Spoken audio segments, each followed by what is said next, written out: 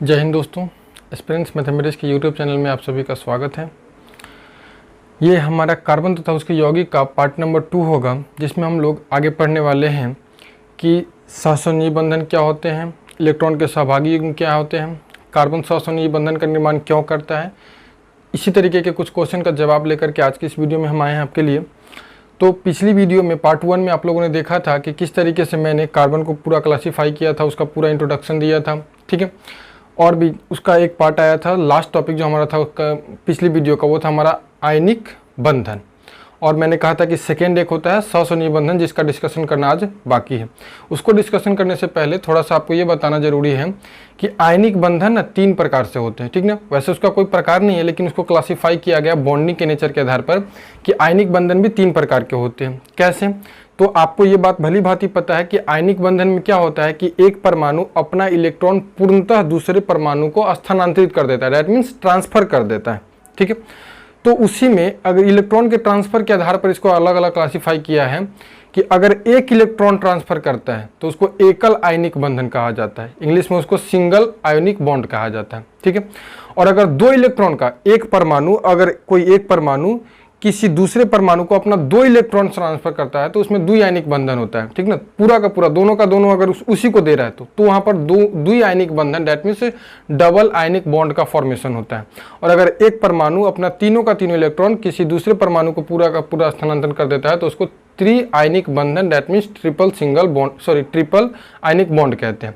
जैसे कि देख लीजिए, अब जैसे कि आपके मन में ऐसा सवाल होगा कि हम उसने लास्ट वाला एक वीडियो में एग्जांपल भी दिए थे कि मैग्नीशियम अपना दोनों इलेक्ट्रॉन दो क्लोरीन को देता है, ठीक ना। इस तरीके से अपना देता है इधर के क्लोरीन को।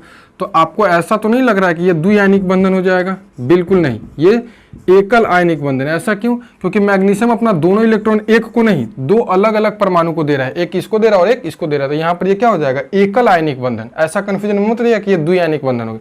हाँ, मैग्नीशियम है, देखिए मैग्नीशियम है, इसके पास 2 इलेक्ट्रॉन्स है, और ऑक्सीजन है जिसके पास 6 इलेक्ट्रॉन्स होते हैं। अंतिम कक्षा में 6 होते हैं ना। चलिए, अब अपना ये दोनों इलेक्ट्रॉन इसको दे देगा तो ये हमारा होता है 2 8 2 और ये हमारा होता है 2 6। तो ये 2 इसमें चला जाएगा तो मतलब ये बन जाएगा 2,8 और ये हमारा बन जाएगा 2,8। और इसके बीच डबल बॉन्ड बना ना, मैग्नीशियम ऑक्सीजन के बीच 2 इलेक्ट्रॉन का ट्रांसफर हुआ, इसलिए Mg होता है। ये आपका क्या है? ये आपका द्विआयनिक बंधन है। इसको हम लोग बोलेंगे डबल आयनिक बॉन्ड। और ये हमारा क्या है? एकल आयनिक बंधन है, क्योंकि एक एक दे रहा है, अलग अलग बन रहा है। देखने से भी लग रहा है ना, एक एक सिंगल, और ये डबल है, ठीक ना। तो सिंगल बॉन्ड, डबल बॉन्ड और ट्रिपल बॉन्ड, ठीक है। 4 वाला कभी भी देता नहीं है, इसलिए उसमें आयनिक बंधन का निर्माण नहीं होता, ठीक है। और सहसंयोजी भी नहीं होता है, दिखा रहे हैं आपको, चिंता मत कीजिए। तो यहाँ पर आपका अगला क्वेश्चन क्या होगा? हेडिंग लगाइएगा, आयनिक बंधन के प्रकार। आयनिक बंधन के प्रकार कितने होते हैं? आयनिक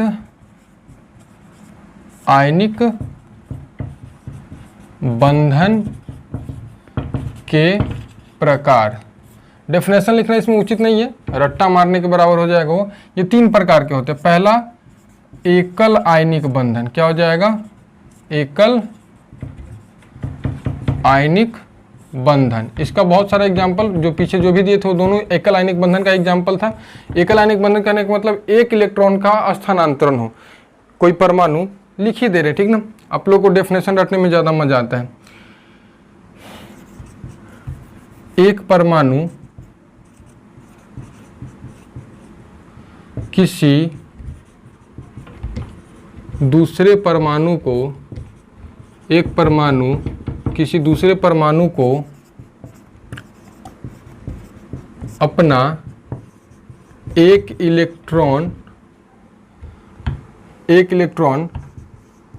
पूर्णतः मतलब पूरी तरह से स्थानांतरित करता है। हम अभी एक लिख दे रहे हैं, दूसरा नहीं लिखेंगे। स्थानांतरित करता है तो एकल आयनिक बंधन का निर्माण होता है। एकल आयनिक बंधन का निर्माण होता है। इधर क्लियर? अब देखिए, जैसे कि मैग्नीशियम की बात करें तो मैग्नीशियम में कितने इलेक्ट्रॉन्स है? 22वीं कक्षा में 2 इलेक्ट्रॉन्स है, ठीक है, 2 इलेक्ट्रॉन्स है। और क्लोरीन के पास, ये एग्जांपल हम पिछली वीडियो में भी सबसे लास्ट एग्जांपल यही था, क्लोरीन के पास 7 इलेक्ट्रॉन्स है अंतिम कक्षा में। इसका क्या होता है? 2 8 2 और इसका होता है 2 8 1, 6 हो गया, एक 7 इलेक्ट्रॉन्स, 2,8,1, ठीक है। देखिए ये धातु का इलेक्ट्रॉन इसलिए इसको डॉट से डिनोट करते हैं और अधातु का इसलिए इसको स्टार से डिनोट करते हैं। आप डॉट से भी कर सकते हैं, इसमें कोई दिक्कत नहीं। सॉरी 2 8 1 नहीं, 2 8 7, ये भी हमारा होता है 2 8 7। अब क्या होगा कि अपना एक इलेक्ट्रॉन ये पूरा का पूरा इसको दे देगा और एक इलेक्ट्रॉन पूरा का पूरा इसको दे देगा। इसके पास भी 7 है, बना दीजिए स्ट्रक्चर 5 6 7, क्लियर है। अब इसके पास भी 8 हो गया, इसके पास भी 8 हो गया, इसके अंतिम कक्षा में भी 8 बन गया। तो ये आपका यहाँ पर क्या बनाएगा, ये Mg+2 चार्ज बना ले, क्योंकि ये तो 2 इलेक्ट्रॉन्स दे रहा है और ये Cl एक सिंगल बॉन्ड बना रहा है और इधर भी Cl एक सिंगल बॉन्ड बना रहा है, ठीक है, माइनस चार्ज के साथ, क्योंकि ये लिया है। तो इसलिए इसके बीच जो बंधन बनता है क्या कहलाता है, एकल आयनिक बंधन। डेट मीन्स अगर इसको सुंदर से लिखा जाए तो आप ये कह सकते हैं मैग्नीशियम क्लोराइड का अगर आपको बनाना हो स्ट्रक्चर बॉन्डिंग में, तो ये आपका हो गया मैग्नीशियम क्लोराइड का स्ट्रक्चर की MgCl2 फॉर्म हुआ। तो दिक्कत है, आप ये कन्फ्यूजन में मत रहिएगा कि MgCl2 में द्विआयनिक बंधन बनता है, ये एकल आयनिक बंधन होता है, क्लियर है। चलिए दूसरा हमारा होता है, दूसरा है द्विआयनिक बंधन, द्विआयनिक बंधन, जिसको अगर इंग्लिश में बोले तो क्या कहेंगे, डबल आयोनिक बॉन्ड, ठीक है। द्विआयनिक बंधन किसको बोलेंगे, जब एक परमाणु किसी दूसरे परमाणु को अपना दोनों इलेक्ट्रॉन पूर्णतः स्थानांतरित कर देता है तो उसको क्या बोलेंगे, द्विआयनिक बंधन। जैसे इसमें एक पूर्णतः स्थानांतरित कर रहा है। अब एग्जाम्पल ले रहे हैं, ठीक ना, डेफिनेशन लिखना आप उतना उचित नहीं हम समझते, आपको अगर लगता है तो आप इसी तरीके से लिख लीजिएगा। एक परमाणु, ठीक है, एक परमाणु किसी दूसरे परमाणु को अपना 2 इलेक्ट्रॉन पूर्णतः स्थानांतरित करता है तो द्विआयनिक बंधन का निर्माण होता है। बस यहाँ पर क्या लग जाएगा, 2 इलेक्ट्रॉन्स, बाकी सारा डेफिनेशन सेम रहेगा, ठीक है। तो एग्जांपल देखिए, एग्जांपल से ज़्यादा बेटर है। जैसे कि हम देख रहे हैं कि Mg है, ठीक है, इसके पास 2 इलेक्ट्रॉन्स है, यानी 2,8,2, तो इसके पास कितने इलेक्ट्रॉन्स है, 2 इलेक्ट्रॉन्स है। और ऑक्सीजन है जिसके पास कितने इलेक्ट्रॉन्स है, 6 इलेक्ट्रॉन्स है, ठीक है, 1 2 3 4 5 और 1 6। अपना दोनों इलेक्ट्रॉन्स इसको स्थानांतरित करेगा, तो इसलिए इसके बीच क्या बॉन्ड बनेगा, Mg+2 चार्ज यहाँ पर आ जाएगा और इसके बीच डबल बॉन्ड बनेगा, ऑक्सीजन के बीच -2 चार्ज इस पर आ जाए, क्योंकि 2 ले रहा है और ये 2 दे रहा है, देने वाला पर प्लस चार्ज और लेने वाला पर माइनस चार्ज, और इसका स्ट्रक्चर इस तरीके से बन जाएगा। तो ये आपका क्या बन जाएगा, ये आपका बनेगा Mg डबल बॉन्ड O, ठीक है, क्लियर है। और भी एग्जाम्पल अगर लेना चाहिए इसमें डबल बॉन्ड बनाएगा तो छोड़िए, कोई बात नहीं, आपको समझ में आ गया होगा कि डबल बॉन्ड किस तरीके से फॉर्म हो रहा है। तीसरा हम क्या कहेंगे, त्रिआयनिक बंधन। क्या हमारा होता है, त्रिआयनिक बंधन, त्रिआयनिक बंधन, ठीक है। मतलब कोई परमाणु अपना तीनों का तीनों इलेक्ट्रॉन किसी दूसरे परमाणु को ट्रांसफर करता है तो वहां पर त्रिआयनिक बंधन का निर्माण होता है। जैसे एग्जांपल देख लीजिए कि एल्युमिनियम है जिसका होता है 2,8,3 और एक होता है नाइट्रोजन जिसका होता है 2,5, ठीक है। इसके अंतिम कक्षा में 3 इलेक्ट्रॉन्स है, 1 2 3, और इसके अंतिम कक्षा में कितने इलेक्ट्रॉन्स है, 5 इलेक्ट्रॉन्स है, 3 4 और 1 5। अपना तीनों का तीनों इलेक्ट्रॉन्स इसको दे देगा, ठीक है, दे देगा। तो इसमें क्या बन जाएगा, यहाँ पर 3 को दिया है ये एल्युमिनियम, तो यहाँ पर Al पर आ जाएगा +3 चार्ज, और नाइट्रोजन 3 को लिया है तो इसलिए इस पर कितना आ जाएगा, -3 चार्ज, ठीक है। अब इसके भी जो बॉन्डिंग होगा वो आपका क्या होगा, Al triple bond N, clear हो गया।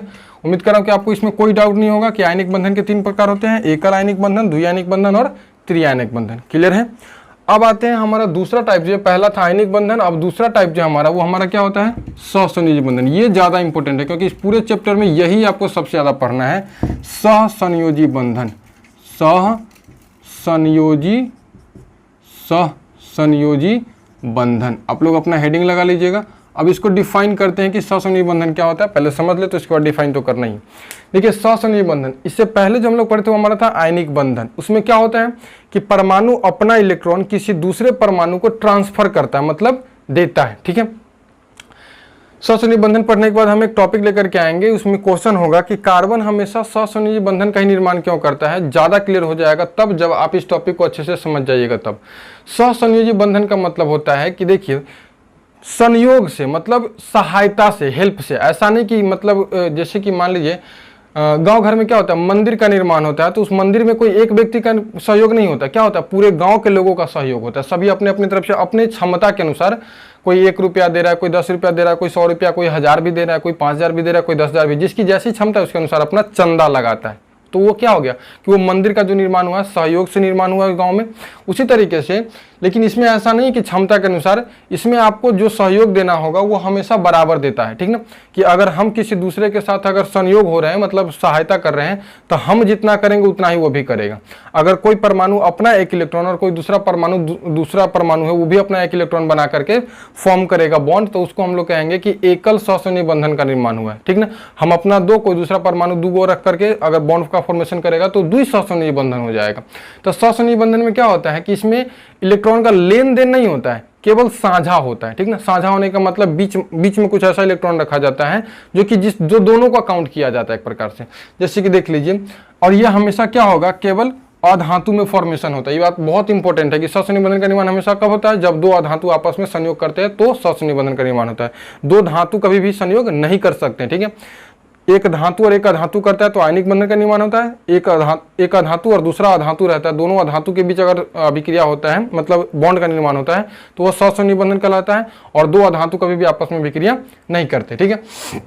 चलिए तो बताते हैं सहसंयोजी बंधन जो होता है वो किस तरीके से निर्माण होता है कि एक परमाणु अपना इलेक्ट्रॉन दूसरे परमाणु को पूर्णतः देता नहीं है, दो परमाणु आपस में मिलकर के संयोग करके बॉन्ड का निर्माण करते हैं, उसे क्या कहते हैं, सहसंयोजी बंधन। तो सहसंयोजी बंधन का डेफिनेशन देखेंगे, वैसा रासायनिक बंधन, पहले डेफिनेशन लिख लेते हैं, वैसा रासायनिक बंधन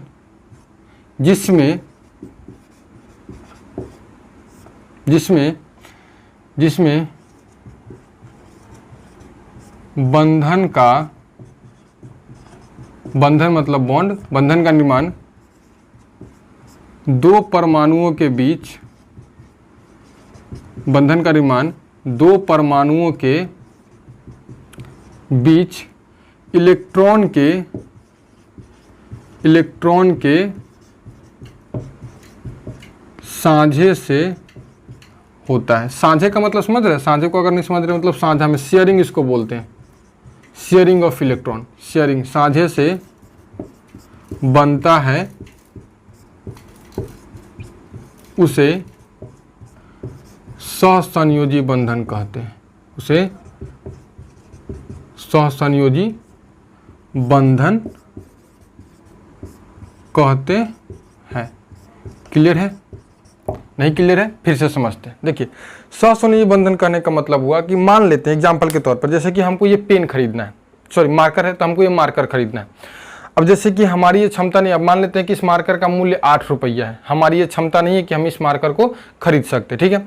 तो अगर हमारे पास 4 रुपया है, तो कोई दूसरा व्यक्ति है अगर उसको भी मार्कर की आवश्यकता है और उसके पास भी केवल 4 रुपया है, तो हम दोनों आपस में मिल करके इस मार्कर को खरीद लेंगे और अपनी आवश्यकता के अनुसार हमको जब जरूरत पड़ेगा तो हम यूज़ करेंगे, उसको जब जरूरत पड़ेगा तो वो यूज़ करेगा। फिर आपके मन में सवाल होगा, क्योंकि आपका दिमाग तो खुराफाती आइडिया का होता है, अगर आप सोचे सर जी दोनों को अगर एक साथ काम लग गया तो हमारी तरह वो बेवकूफ़ नहीं होते, ठीक ना।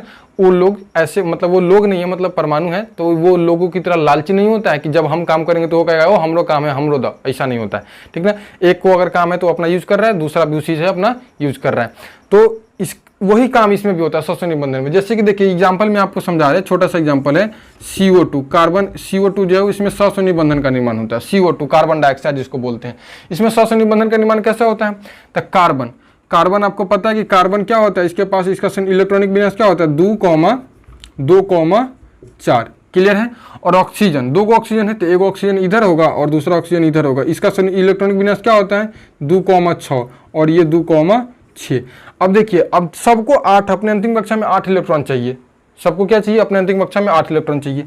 तो इसके पास 4 इलेक्ट्रॉन से, ये देख लीजिए 4 इलेक्ट्रॉन से, इसके पास कितने इलेक्ट्रॉन से, 6 इलेक्ट्रॉन से, 2, 2, 4 और 2, 6। इसके पास भी 2, 2, 4 और ये 2, 6। अब ये ऑक्सीजन अगर इसके पास जाता है तो कहता है भैया आपके पास 2 इलेक्ट्रॉन होगा क्या, आप हमको दे सकते हैं उधारी, तो कहेगा ठीक है, लेकिन एक शर्त पर देंगे कि आप अगर अभी मेरा 2 इलेक्ट्रॉन उधारी ले जा रहे हैं तो हमको जब जरूरत पड़ेगा तो हम भी आपसे 2 इलेक्ट्रॉन उधारी लेंगे। तो कहता है ठीक है, जब आपको जरूरत पड़ेगा तो आप भी ले लीजिएगा। तो ये क्या करता है, इसके पास जाता है, इसे 2 इलेक्ट्रॉन उधार ले लेता है, ठीक है। इस तरीके से ये ऑक्सीजन भी इसके पास आता है तो कहता है कि आप हमको 2 इलेक्ट्रॉन सुधार दे सकते हैं, कहता है हाँ दे सकते हैं, लेकिन शर्त वही है जो उसके लिए था कि अगर हमको जब जरूरत पड़ेगा तो हम भी आपसे 2 लेंगे। कहता है ठीक है, तो ये भी इससे ले लेकर के ये भी 8 को पूरा लेता है। अगर अभी आपसे पूछे हम इस दोनों ऑक्सीजन के पास कितना कितना इलेक्ट्रॉन है, तो इस ऑक्सीजन के पास भी 8 इलेक्ट्रॉन है, इस ऑक्सीजन के पास भी 8 इलेक्ट्रॉन है। अब कार्बन कहता है अच्छा बेटा तू दोनों हमसे दो को लेके गया है ना, अब हम तुम दोनों से लेंगे, तो हमको भी 4 को था, 4 को हमारा हो जाएगा तो 8 को पुर जाएगा, तो ये भी इस दोनों से दो को ले लेता है और अपना ऑक्टेट रूल पूरा कर लेता है। एक चीज़ क्लियर हुआ आपका, ये मिटा दे रहा हूँ, इसका कोई काम नहीं अभी यहाँ पर, वो समझाने के लिए था। अब देखिए अगर आपसे पूछे केवल बॉक्स को देखिए, कार्बन वाला बॉक्स को देखिए, तो कार्बन में क्या इलेक्ट्रॉन है 4 4 8, इस ऑक्सीजन को देखिए तो 4 दूना 8, इस ऑक्सीजन को देखिए मतलब 6 2 8, क्लियर है। तो मतलब सबका ऑक्टेट रूल पूरा है, इसी को बोलते हैं शेयरिंग ऑफ इलेक्ट्रॉन, शेयर कर रहे हैं। अब 2 इलेक्ट्रॉन साझिया में है नहीं, 4 इलेक्ट्रॉन जो क्या है साझिया में, ये भी 4 इलेक्ट्रॉन साझिया में साझा में है, न इसका है न इसका है। अब ठीक है, तो इसके बीच जो बॉन्ड बनेगा इस तरीके से, क्या बनेगा, ऑक्सीजन और कार्बन के बीच 2 इलेक्ट्रॉन का साझा हो रहा है, तो इसलिए O डबल बॉन्ड C और यहाँ पर C डबल बॉन्ड हो, तो यही CO2 का स्ट्रक्चर है। क्लियर है, उम्मीद कर रहा हूँ कि आपको सौसुनीय बंधन 100% क्लियर हो गया होगा, इसमें 1% भी डाउट नहीं रहा होगा। ठीक है, अब इसका हम लोग 3 टाइप्स इसके भी होते हैं, एकल सौसुनीय बंधन, द्विसौसुनीय बंधन और त्रिसौसुनीय बंधन। आप इसका स्क्रीनशॉट लीजिए, नेक्स्ट पार्ट पे आते हैं हम लोग।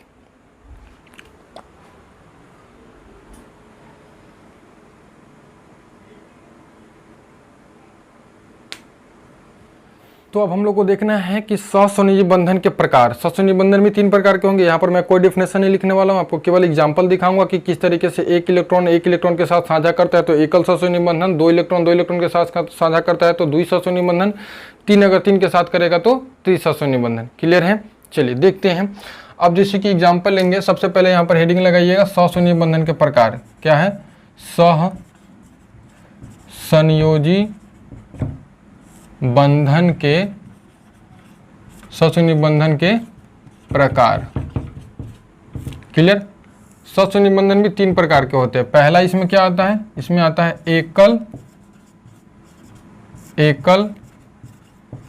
सहसंयोजी बंधन। आपको दिखा रहा है, इसमें जब को कहिएगा तय को एग्जाम्पल दे देंगे, 1 को 2 को 3 को जो को कहिएगा तय को। नॉर्मल से एग्जांपल सबसे पहले हम स्टार्ट करते हैं H2 से, ठीक ना। H2 का जो फॉर्मेशन होता है, H2 का जो फॉर्मेशन होता है, तो H2 में क्या हो जाएगा, 2 हाइड्रोजन है, एक हाइड्रोजन ये और एक हाइड्रोजन है, इसका भी 1 इलेक्ट्रॉन और इसका भी 1 इलेक्ट्रॉन। तो हाइड्रोजन तो आपको पहले भी बता दी ये बात कि हाइड्रोजन किसके तरफ बनना चाहता है, हीलियम की तरह, क्योंकि हाइड्रोजन के पास में हीलियम है, तो हीलियम के पास तो 2 इलेक्ट्रॉन है, इसलिए ये एक खून को इलेक्ट्रॉन का साझा कर लेता है अपने आप में, ये इससे को ले लेता है और ये इससे एक ले लेता है, और दोनों के बीच बंधन जो बनता है क्या होता है, H बॉन्ड H। तो ये क्या हमारा एकल आयनिक बंधन है।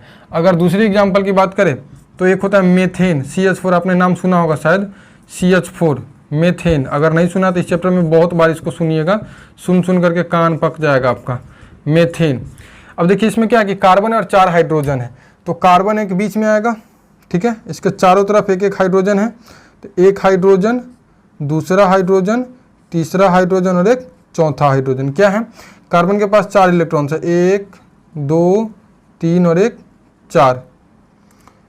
4 हो गया कार्बन के पास 4 इलेक्ट्रॉन। हाइड्रोजन के पास कितना होता है, 1 इलेक्ट्रॉन्स होते हैं, तो वो भी हाइड्रोजन अपना अपना 1 इलेक्ट्रॉन्स रखे हुआ है। क्लियर है। अब देखिए हाइड्रोजन इसी एक खून को ले लेकर के अपना हीलियम के जैसा बन गया, सब एक खून को ले रहा है। कार्बन सबसे एक खून को लेकर के अपना नियॉन की तरह बन जाएगा, ठीक ना। थोड़ा आराम से बनाइएगा, घबराने की जरूरत नहीं है, जरूरी नहीं, प्रयास रहता है कि हमारा गोल बने, अगर नहीं बने तो भी घबराने की जरूरत नहीं है। तो ये आप क्या बन जाएगा, ये देखिए इसका स्ट्रक्चर कुछ इस तरीके से आ जाएगा, CH H H और H। आप देख रहे हैं क्या कि सबके बीच एकल बंधन, मतलब एक खूने को इलेक्ट्रॉन का साझा हो रहा है, इसलिए इसको क्या बोलते हैं, एकल आयनिक बंधन। क्लियर हो गया आपका। चलिए दूसरा है हमारा, एकल आयनिक बंधन के बाद दूसरा क्या आएगा, सॉरी एकल सहसंयोजी बंधन के बाद दूसरा द्विसहसंयोजी बंधन। द्विसहसंयोजी बंधन मतलब इसमें 2 इलेक्ट्रॉन का साझा होगा, द्विसहसंयोजी बंधन में 2 इलेक्ट्रॉन का साझा होगा। इसका एग्जांपल नॉर्मल सा एग्जांपल है O2, सबसे बेस्ट एग्जांपल है द्विसहसंयोजी बंधन का O2, ठीक ना। O2 मतलब 2 ऑक्सीजन मिलकर के आपस में बना रहा है, 2 ऑक्सीजन, सबके दोनों के पास 6 इलेक्ट्रॉन्स है, 6 इलेक्ट्रॉन्स है। अब ये अपना 2 इलेक्ट्रॉन्स इससे ले लेगा तो इसके पास 8 हो गया, ये भी इससे 2 ले लेगा तो इसके पास भी 8 हो गया, दोनों के पास 8 पुर गया। तो ऑक्सीजन के बीच क्या बना, 2 इलेक्ट्रॉन का साझा हो रहा है, इसलिए इसको क्या बोलेंगे, द्विसहसंयोजी बंधन। और तीसरा है इसमें त्रिसहसंयोजी बंधन, त्रिसहसंयोजी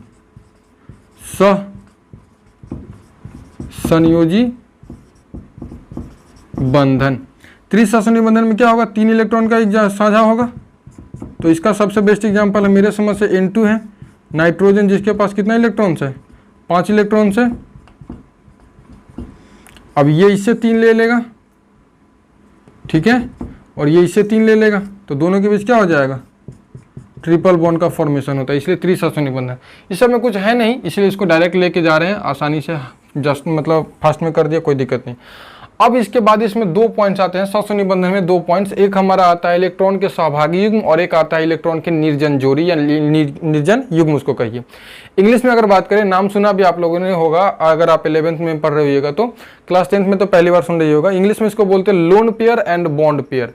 बॉन्ड पेयर कहने का मतलब जो बॉन्डिंग के निर्माण में भाग लेता है उसको बॉन्ड पेयर। पेयर क्यों कहते हैं, क्योंकि जोड़ा वाला इलेक्ट्रॉन है। देखिए एक इलेक्ट्रॉन इसका और एक इलेक्ट्रॉन इसका, दोनों मिलकर के जोड़ा बना देता है ना। जैसे कि इसमें 3 जोड़ी इलेक्ट्रॉन है, इसमें 2 जोड़ी इलेक्ट्रॉन है, इसमें एक जोड़ी इलेक्ट्रॉन है, इसमें भी 1 जोड़ी इलेक्ट्रॉन है।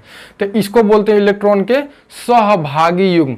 सहभागी मतलब सहभाग हो रहा है, भाग ले रहा है, नाम से स्पष्ट है। इलेक्ट्रॉन के सहभागी युग्म, युग्म का मतलब जोड़ा, इलेक्ट्रॉन का वह जोड़ा जो बॉन्डिंग के निर्माण में भाग लेता है, यानी बंधन बनने में जो भाग लेता है उसको क्या बोलेंगे, इलेक्ट्रॉन के सहभागी युग्म। और एक होता है इलेक्ट्रॉन के निर्जन जोड़ी, ठीक ना, जो बॉन्ड बनने में भाग नहीं लेता। जैसे कि देखिए यहाँ पर बॉन्ड बनने में ये जोड़ी जो है, 1 जोड़ी, 2 जोड़ी, 3 जोड़ी, 4 जोड़ी, इसको हम क्या बोलेंगे, इलेक्ट्रॉन के निर्जन जोड़ी। यानी ये इलेक्ट्रॉन के मतलब क्या कहते हैं, बॉन्डिंग के निर्माण में भाग नहीं लिया है, ये अपना अलग है, तो इसको क्या बोलते हैं, इलेक्ट्रॉन के निर्जन जोड़ी।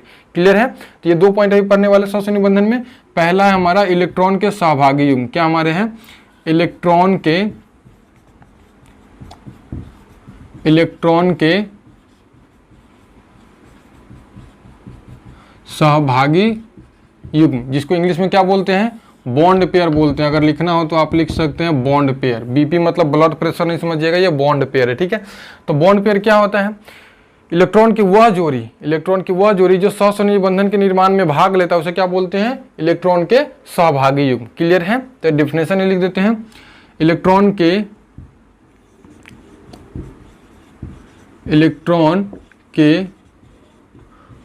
वह जोड़ी जो सहसंयोजी बंधन के निर्माण में भाग लेता है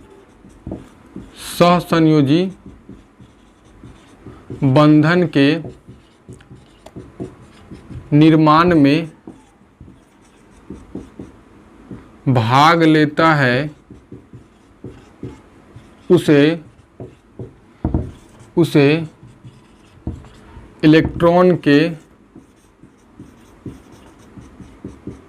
सहभागी युग्म कहते हैं। क्लियर है। और दूसरा है, दोनों का एग्जांपल एक ही साथ ले लेंगे, इलेक्ट्रॉन के निर्जन जोड़ी, इलेक्ट्रॉन के निर्जन जोड़ी मतलब क्या हुआ, वैसा जोड़ी जो सहसंयोजी बंधन के निर्माण में भाग नहीं लेता है। वे युग्म यानी जोड़ी हो गया जो सहसंयोजी बंधन के निर्माण में भाग नहीं लेते हैं उसे इलेक्ट्रॉन के निर्जन जोड़ी, इसको इंग्लिश में बोलते हैं लोन पेयर, LP, ठीक है, निर्जन जोड़ी कहते हैं। क्लियर है। एक ही एग्जांपल में दोनों चीज हम लिख दे रहे हैं। जैसे कि सबसे पहला एग्जांपल आपको दिखाया था ना, CO2 में क्या हुआ था, कार्बन था और ऑक्सीजन था और ये भी ऑक्सीजन था। अब देखिए यहाँ पर इसका 2 इलेक्ट्रॉन्स, सॉरी इधर ले लीजिए, इसका 2 इलेक्ट्रॉन्स, इधर का 2 इलेक्ट्रॉन्स, इसका 6 इलेक्ट्रॉन्स, इसका भी 6 इलेक्ट्रॉन्स, ठीक है, इसका 6 इलेक्ट्रॉन्स। अब ये इससे 2 ले लेगा, ये भी इससे 2 ले लेगा और इस दोनों से 2 ले लेगा। तो इसमें क्या है, इसको आप क्या कर सकते हैं, मान लीजिए यहाँ पर जो है इसी को आप क्या कहिएगा, ये जो है बीच में मार्कर थोड़ा सा अच्छी हो गया है, इसके बाद हम मार्कर चेंज करने वाले हैं। इसको क्या बोलेंगे हम लोग, इसको बोलेंगे इलेक्ट्रॉन के सहभागी युग्म। इसको क्या बोलेंगे, इलेक्ट्रॉन के सहभागी युग्म, सहभागी युग्म। और इसको क्या बोलेंगे, इसको बोलेंगे इलेक्ट्रॉन के निर्जन जोड़ी। कोई दिक्कत है? इलेक्ट्रॉन के सहभागी युग्म किसको बोलेंगे? जो इलेक्ट्रॉन्स में मतलब जो ससुनी बंधन के निर्माण में भाग लेता है उसे इलेक्ट्रॉन के सहभागी युग्म कहते हैं, और इलेक्ट्रॉन के निर्जन जोड़ी इसको बोलते हैं। जैसे कि अगर इसमें बोले आपको कि बॉन्ड पेयर कितना है, 1 2 3 4, टोटल बॉन्ड पेयर कितना? 4। 1 pair, 2 pair, 3 pair, 4 pair, pair का मतलब जोड़ी। और अगर लोन पेयर बोले तो लोन पेयर पूरा नहीं काउंट करते हम, ठीक ना, किसी एटम पर मतलब काउंट करते हैं। जैसे कि बोलेंगे इस ऑक्सीजन का लोन पेयर कितना है, तो 1 2, और इस ऑक्सीजन का लोन पेयर इसका भी 2, और कार्बन का लोन पेयर कितना, तो 0, क्योंकि कार्बन के पास कोई भी ऐसा इलेक्ट्रॉन नहीं है जो भाग नहीं ले रहा, सारा का सारा इलेक्ट्रॉन भाग ले रहा है, इसलिए इसको क्या बोलते हैं, ये पूरा का पूरा इसका बॉन्ड पेयर है, लोन पेयर एक भी इसमें नहीं है। क्लियर है? आप इसका स्क्रीनशॉट लीजिए। नेक्स्ट पार्ट पे हम लोग आते हैं।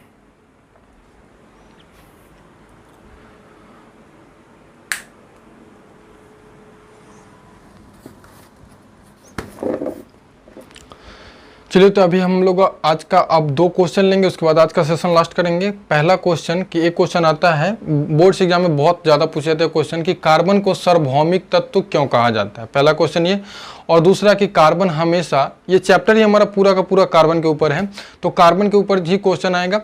तो पहला क्वेश्चन आपका ये है कि कार्बन को सार्वभौमिक तत्व क्यों कहा जाता है, और दूसरा क्वेश्चन ये कि कार्बन हमेशा सस्वनिजी बंधन का ही निर्माण क्यों करता है। आपको बता दूं कि कार्बन जब भी बनाएगा तो केवल और केवल सस्वनिजी बंधन का निर्माण करेगा। चिंता मत कीजिए, उसका एक्सप्लेनेशन पे हम आएंगे। पहला क्वेश्चन है उसको आप लोग क्वेश्चन लिखिएगा अपने कॉपी में। पहला क्वेश्चन हमारे पास क्या क्वेश्चन होता है कि कार्बन को सार्वभौमिक, कार्बन को सार्वभौमिक तत्व क्यों कहा जाता है, क्यों कहा जाता है। बोर्ड एग्जाम में ऐसे क्वेश्चन पूछे जाते हैं 2 मार्क्स में, बहुत अच्छा क्वेश्चन है। इसके बाद हम लोग सेकेंड क्वेश्चन लेंगे, पहले इसका एक्सप्लेनेशन करते हैं। पहले समझ लीजिए, बाकी लिखना तो अपनी लैंग्वेज में लिख ही सकते हैं। देखिए, कार्बन एक ऐसा तत्व, सार्वभौमिक का मतलब क्या हुआ, जिसकी भूमिका सभी जगह, सर्व मतलब सभी, जिसकी भूमिका सभी जगह, मतलब कार्बन सभी जगह किसी न किसी रूप में किसी न किसी तरह से उपस्थित है, इसलिए इसको क्या कहा जाता है, सार्वभौमिक तत्व कहा जाता है। सार्वभौमिक मतलब इसकी भूमिका सभी जगहों पर है, मतलब सभी जगह पाया जाता है। तो मैं आपको बता दूं सबसे पहली बात कि कार्बन की उपस्थिति निर्जीव में भी होती है, सजीव पदार्थों में होती है, ठीक है। कार्बन की उपस्थिति सजीव, निर्जीव, इसके साथ साथ सागर, महासागर, जल, पृथ्वी, सब जगह पर इसकी उपस्थिति है। और सबसे फैक्ट बात कि अभी तक ज्ञात प्रकृति में जितने भी ज्ञात तत्व है, सॉरी यौगिक हैं, ठीक ना, कंपाउंड जिसको बोलते हैं, जैसे कि कंपाउंड में आ गया आपका वाटर हो गया, H2O, carbon dioxide, carbon monoxide, सब ये यौगिक हैं। तो जितने भी यौगिक है उसमें से उसकी टोटल संख्या लगभग अनुमानित 5 लाख है, ठीक है। और उस 5 लाख में 4.5 लाख केवल कार्बन के यौगिक है। आप अनुमान लगा सकते हैं कि 5 लाख में 4.5 लाख में कार्बन उपस्थित है, तो हम इसको नहीं कह सकते कि कार्बन एक सार्वभौमिक तत्व है, मतलब इसकी भूमिका लगभग 99% जगहों पर है, ठीक ना। 5 लाख का 5.5 लाख में से 4.5 लाख यानी कार्बन है, तो इसी 90% हो गया कि 90% जगह पर कार्बन है। तो हम कह सकते हैं कि कार्बन क्या हमारा सार्वभौमिक तत्व, इसकी भूमिका सभी जगहों पर, ये सभी जगह पर पाया जाता है। तो कुछ नहीं, इसका एक्सप्लेनेशन आप खुद से भी दे सकते हैं, नॉर्मल सी बात है कि कार्बन, इसका आंसर क्या हो जाएगा, इसका आंसर आपका हो जाएगा कार्बन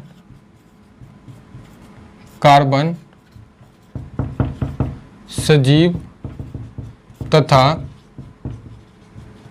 निर्जीव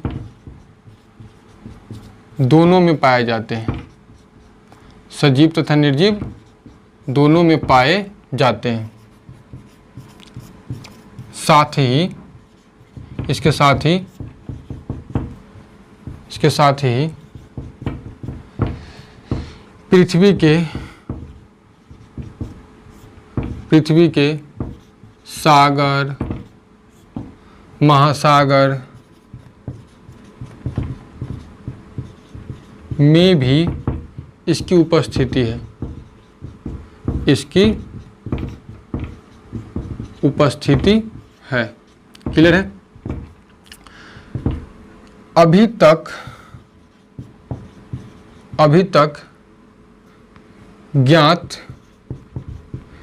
यौगिकों की संख्या, अभी तक ज्ञात यौगिकों की संख्या, यौगिकों की संख्या लगभग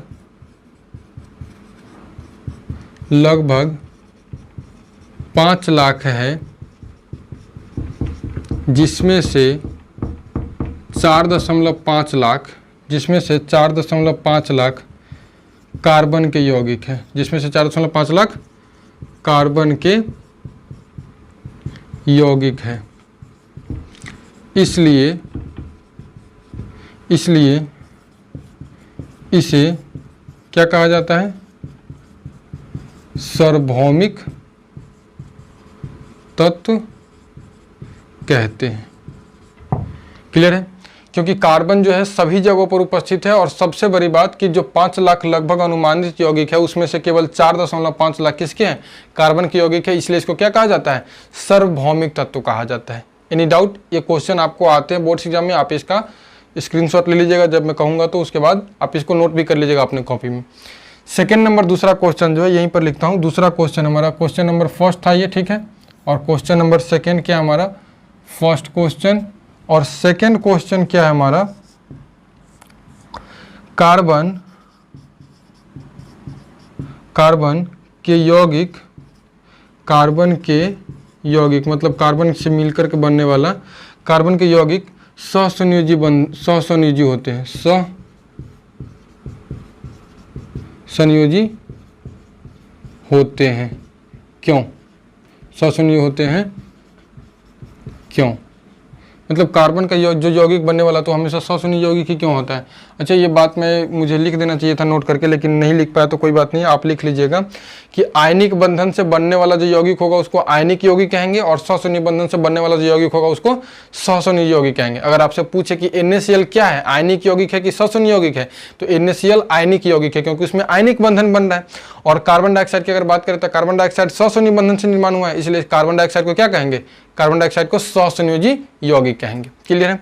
इसका जवाब ढूंढने से पहले मैं आपको कुछ बात पूछना चाहूंगा। जैसे कि देखिए कार्बन की पोजीशन क्या है? कार्बन यहाँ पर है 6 में होता है, ठीक है।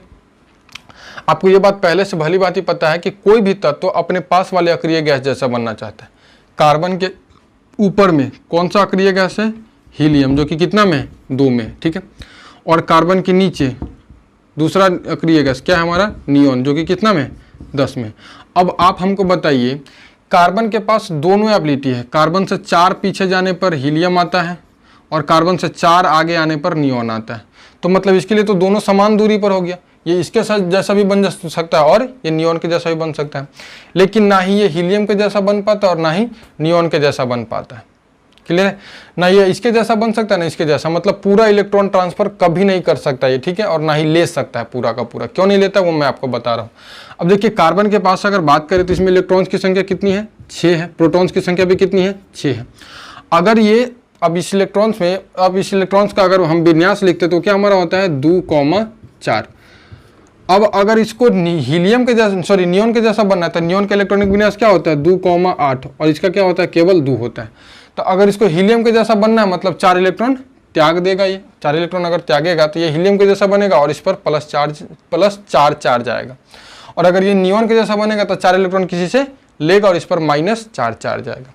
लेकिन अब बात बताइए, इसमें प्रोटॉन की संख्या तो फिक्स है कि केवल 6 ही है, तो 6 प्रोटॉन्स के लिए 10 इलेक्ट्रॉन को कंटेन करना बहुत ही मुश्किल है, और वो संभव ही नहीं है कि 6 प्रोटॉन 10 इलेक्ट्रॉन को संभाल सके। ठीक है, उतनी ऊर्जा वो नहीं मतलब प्रोसीड कर पाएगा कि वो 6 प्रोटॉन उस 10 इलेक्ट्रॉन को संभाल करके रख सके, तो इसलिए ये 4 इलेक्ट्रॉन्स किसी से ले नहीं सकता है। दूसरी बात, अब देने की बात है कि अगर किसी को 4 इलेक्ट्रॉन देता है तो 4 इलेक्ट्रॉन अगर देगा तो इस पर C+ चार्ज, इसमें इलेक्ट्रॉन कितना बच जाएगा? केवल 2, और प्रोटॉन कितना हो जाएगा? 6। अब इसमें इतना ऊर्जा ही नहीं, मतलब इसमें इतनी ऊर्जा लगेगी 4 इलेक्ट्रॉन को निकालने के लिए, उसके साथ साथ केवल इसमें 2 इलेक्ट्रॉन रह जाएंगे और 6। यहाँ भी वही बात हो गया कि 6 प्रोटॉन के लिए 2 ही इलेक्ट्रॉन को रखना और भी ज्यादा मुश्किल हो जाएगा, ठीक ना, क्योंकि इसके बीच क्या बोलते हैं वो अट्रैक्शन जो होता है, मतलब इलेक्ट्रॉन्स और प्रोटॉन के बीच, वो स्टेबल नहीं रह पाएगा। तो इसलिए कार्बन ना ही 4 इलेक्ट्रॉन त्याग कर पाता और ना ही 4 इलेक्ट्रॉन ग्रहण कर पाता है, ये साझा करता है। इसीलिए कार्बन से बनने वाला यौगिक हमेशा क्या होता है? सहसंयोजी होता है। Is it clear? इसका आंसर लिखें। चलिए तो इसका आंसर लिखते हैं कि कार्बन के यौगिक सहसंयोजी होते हैं। क्यों? देखिए,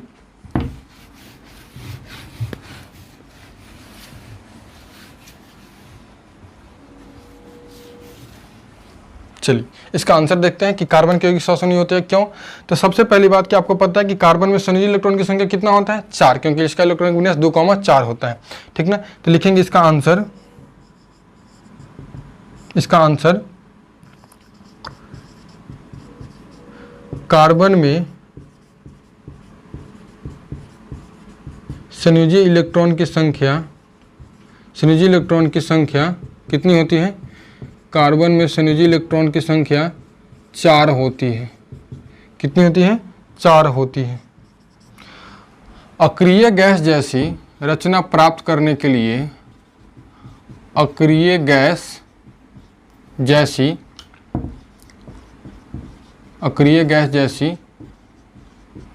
रचना प्राप्त करने के लिए अक्रिय गैस जैसी रचना प्राप्त करने के लिए इसे 4 इलेक्ट्रॉन खोने अथवा प्राप्त करने की आवश्यकता है। खोने अथवा प्राप्त करने की आवश्यकता है। क्लियर हुआ, मतलब ये इसके पास संयोजी इलेक्ट्रॉन की संख्या 4 है, तो या तो ये 4 इलेक्ट्रॉन खो दे तो भी अक्रिय गैस जैसा बन जाएगा, और नहीं तो 4 इलेक्ट्रॉन किसी से ग्रहण कर ले फिर भी ये अक्रिय गैस जैसा बन जाएगा, क्योंकि अक्रिय गैस या तो हीलियम बन सकता है या फिर नियॉन। किंतु ये ऐसा नहीं कर सकता, क्योंकि अब दो बात आ गई, एक बार खोने पर एक बार प्राप्त करने पर। अगर ये 4 इलेक्ट्रॉन खोता है तो C+ चार्ज बन जाएगा। पहले 4 इलेक्ट्रॉन प्राप्त करने पर बात कर लेते हैं, ठीक ना। क्योंकि यह 4 इलेक्ट्रॉन्स प्राप्त कर C4- मतलब 4 इलेक्ट्रॉन किससे लिया है, प्राप्त कर C4- बन जाएगा, किंतु 6 प्रोटॉन वाले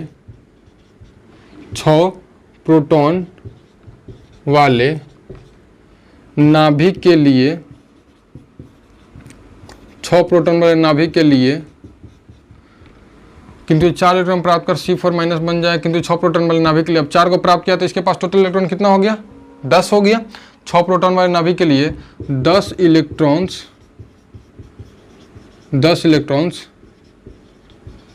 रखना मुश्किल है।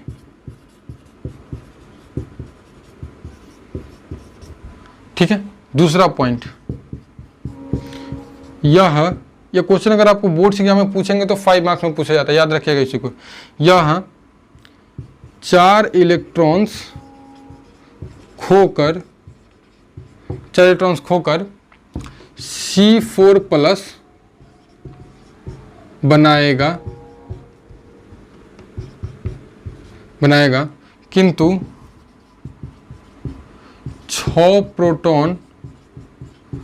6 प्रोटॉन वाले नाभिक के लिए, अब तो 2 ही बन जाएगा क्योंकि 4 को दे चुका है, 2 इलेक्ट्रॉन रह जाएगा। 6 प्रोटॉन वाले नाभिक के लिए 2 इलेक्ट्रॉन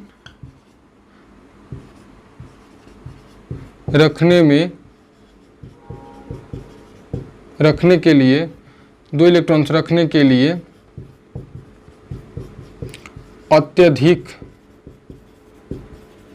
अत्यधिक ऊर्जा की आवश्यकता है, इसलिए ये ऐसा भी नहीं कर सकता। इसलिए ना ही ये 4 इलेक्ट्रॉन खोता है और ना ही 4 इलेक्ट्रॉन प्राप्त करता है। तो हम कहते हैं अतः कार्बन के यौगिक सहसंयोजी होते हैं। अतः कार्बन के क्या होते हैं, सहसंयोजी होते हैं। इधर क्लियर। उम्मीद कर रहा हूँ कि मैंने जो प्रयास किया आप लोग के लिए आप लोग सेटिस्फाइड होंगे 100%। आपको अगर कहीं पर कोई डाउट हो तो कमेंट सेक्शन में कमेंट कीजिएगा कि सर यहाँ पर दिक्कत आ रही है, आपका राइटिंग क्लियर नहीं होता या फिर आप ठीक से एक्सप्लेन नहीं कर पाते। आपको जो भी दिक्कत है उसको क्लियर कीजिए, ठीक ना। आप अगर कमेंट बॉक्स में बोलिएगा नहीं तो मैं उसको क्लियर कैसे कर पाऊँगा। और ये मेरा एक शुरुआत है, प्रयास है, ठीक है, कि आपको अच्छे तरीके से प्रोवाइड करा सकूँ, ठीक है। तो आज का तो सेशन हम यहीं पर लास्ट करेंगे। आज का ये वीडियो केवल इतना ही पर था कि केवल हम लोग सौसन्य बंधन और उसके प्रकार के बारे में, फिर 2 क्वेश्चन लिए कार्बन के बारे में। अगला टॉपिक हमारा आएगा कार्बन के बारे में, वो अपरूपता होगा और कार्बन के 3 अपरूप होते हैं, हीरा, ग्रेफाइट और फुलेरिन। इस तीनों पर डिस्कशन होगा। नेक्स्ट वीडियो जो होगा इसी तीनों के लिए। उसके बाद हम लोग आएंगे कार्बनिक सूत्र पर, ठीक ना। कार्बनिक सूत्र कितने प्रकार से होते हैं, कितने तरीके से लिखे जाते हैं। और उसके बाद हम लोग आएंगे नोमेनक्लेचर पर यानी नामकरण पर, और कुछ कार्बनिक यौगिक का प्रॉपर्टीज पढ़ना है, तब ये चैप्टर हमारा लास्ट होगा, ठीक है। आज के लिए बस इतना ही, मिलते हैं फिर नेक्स्ट वीडियो में। थैंक यू सो मच, जय हिंद।